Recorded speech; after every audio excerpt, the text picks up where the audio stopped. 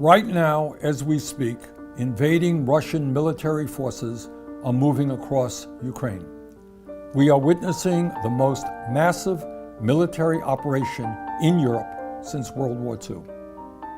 There must be no ambiguity in acknowledging that what the whole world is seeing today is nothing less than a blatant violation of international law and of basic human decency.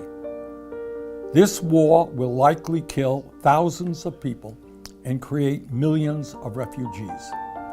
At a time when the global community is already struggling with the COVID pandemic and climate change, this war could plunge Europe into long-term economic and political instability. Make no mistake about it, the effects of this war will be felt here in the United States and countries throughout the world. Russian President Vladimir Putin has justified this war in various ways, including by claiming in a recent speech that Ukraine is not a real country, but simply a part of Russia.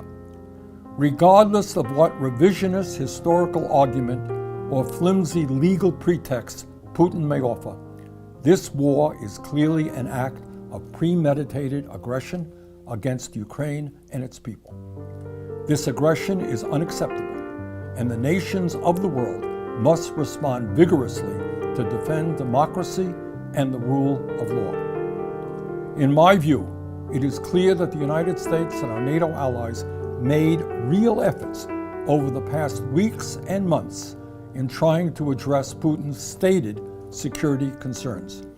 Tragically, those offers were not reciprocated.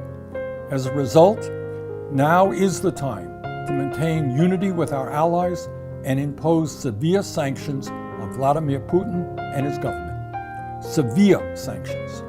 These moves should not only isolate the Russian economy, but should include freezing access to the billions of dollars that Putin and his oligarch cronies have stashed in European and American banks.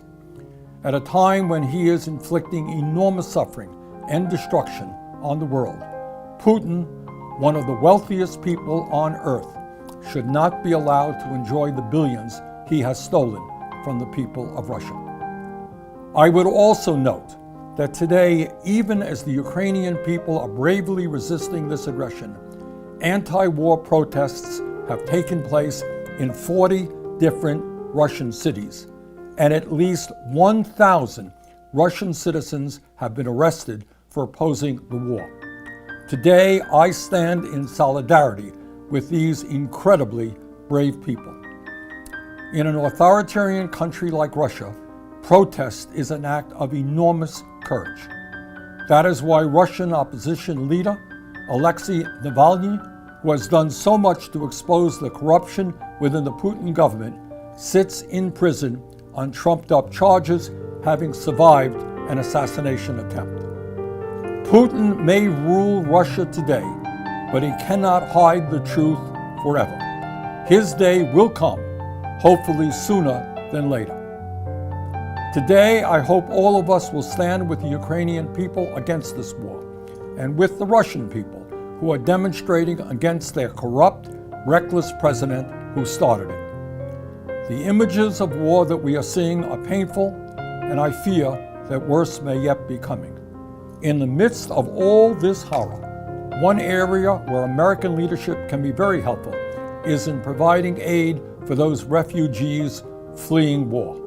The United States must work closely with our international partners in providing humanitarian relief for the Ukrainian people, and we should also commit to accepting more refugees here in our own country.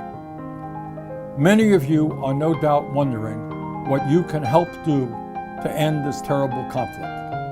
In my view, the most important thing that we can all do right now is stand in solidarity with the Ukrainian people against this war and with the Russian people who are risking so much to demonstrate against their corrupt, reckless president who started it.